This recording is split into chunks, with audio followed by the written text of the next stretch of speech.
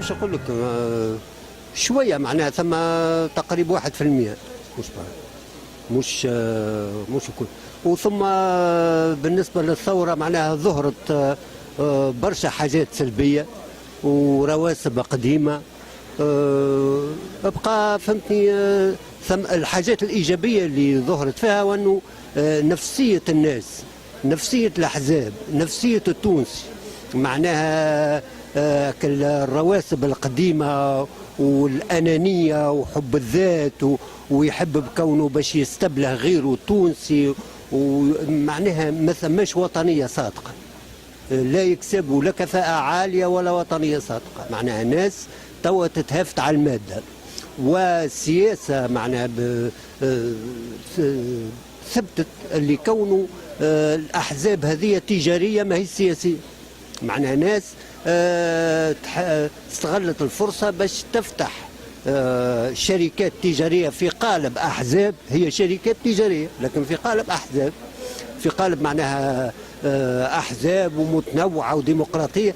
أكل فيضان هذاك، الإفرازات متاع التلقائية والجدال السياسي، والواحد أفرزت الخبايا متاعهم، التراكمات الداخلية النفسية متاع العقل الباطني متاعهم آشيول، وهو ظهرت للناس اللي كونوا ناس تجار تحب تستغل الفرص، تحب كذا.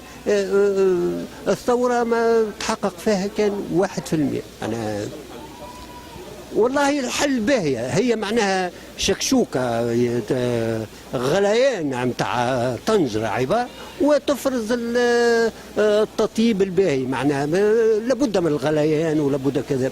الحاجة الباهية وأنه مش نوصلوا النتيجة، لكن مش توا، خاطر توا الحاجة الإيجابية تكشفت الأمور، معناها يا حزب ما تدجلش على حزب، ويا تونسي ما تدجلش على تونسي. راهو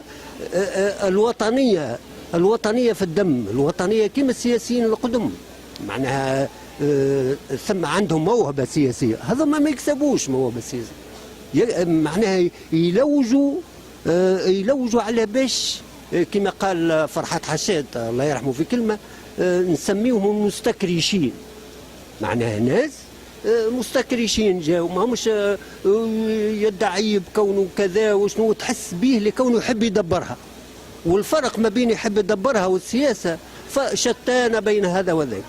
ولهذا نقولها بين قوسين، وأن السياسة هي فن التعامل مع الواقع ومع المتوقع.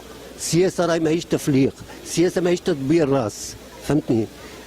الثورة أفرزت الحاجة الباهية، وأنه أكل التراكمات، أكل الأمراض الداخلية متاع التونسي، فهمتني؟ إن شاء الله والحل متاع توا اسمه، ولو أنا ما ربطتش النقاط مع بعضها، الحل متاع الثورة بحول الله مش تتصفى الامور لانه توا الروان الكلها تكشفت، الناس تعرف كوارت بعضها توا، فهمتني؟ مش يجيوا للحقيقه بعد 5 سنوات نتاع بعد 6 سنوات مش نحصلوا على 10% حقيقه ديجا خطر. هي حق، لا بالنسبه لي انا حق. لا شو الحل؟ الحل حتى واحد ما عرف الحل، هما الاحزاب الكل ما لقاوش حل. بس انا نلقاو الحل، مشكله كبيره حق بصراحه، مشكله كبيره. ومن البارح انا عرفت من الاحزاب هذم بالله العظيم ما ينجموا يعملوا حاجه ولا يلوجوا على الكراسي. بعد 3 سنين من الثوره توا الحق الثوره اهدافها ولا؟ والله تحققت برشا حاجات، فهمتي؟ لانه فما التشغيل تحسن، الظروف تحسن، فهمتي؟ برشا عباد كانت بطاله ولا تخدم، عفوا التشريع العام خلى برشا ناس رجعت تخدم، كانت مظلومه، كانت متعذبه في وزاره الداخليه تاكل المصبت، ربي سلمهم وخدموا. دونك هذه الجبهه تاع عيسى، فهمتي، وحمد همام. وهذا تاكيد على انه الحمار الوطني، فهمتي، جاب لنا واحد اسمه مهدي الاربعه ولا مهدي جمعه اللي مش يعمل حتى شيء، وكان النهضه قاعده تخدم.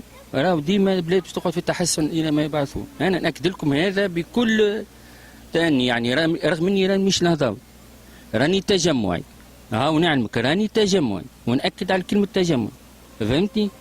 لكن نقول لك النهضه خدمت برشا حاجات في ظروف خلاها لهم باجي قايد السبسي والغنوشي، خدموا لهم الخدمه باش خلاو لهم في مشاكل برشا، ما عرفوش يتصرفوا منه، لكن قاعدين يتحسنوا.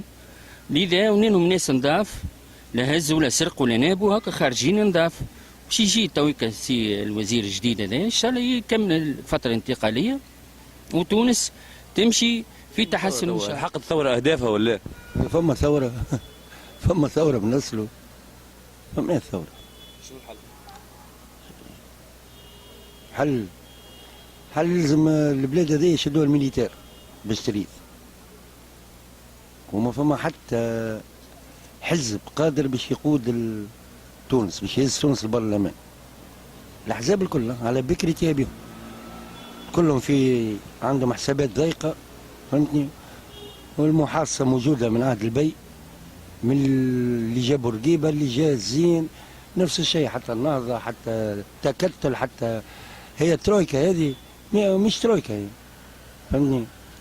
ترويكا نورمالمون تبدا فما في بلاد فما ترويكا، البلاد تمشي اشواط كبيره، هي الترويكا الاسم، اما الحكومه النهضه هي اللي تحكم في كل شيء.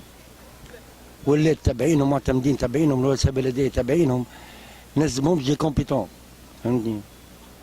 ما عندهمش الكاباسيتي باش هما ولايه ما ينجموش يسيروها، مش باش يسيروا دوله.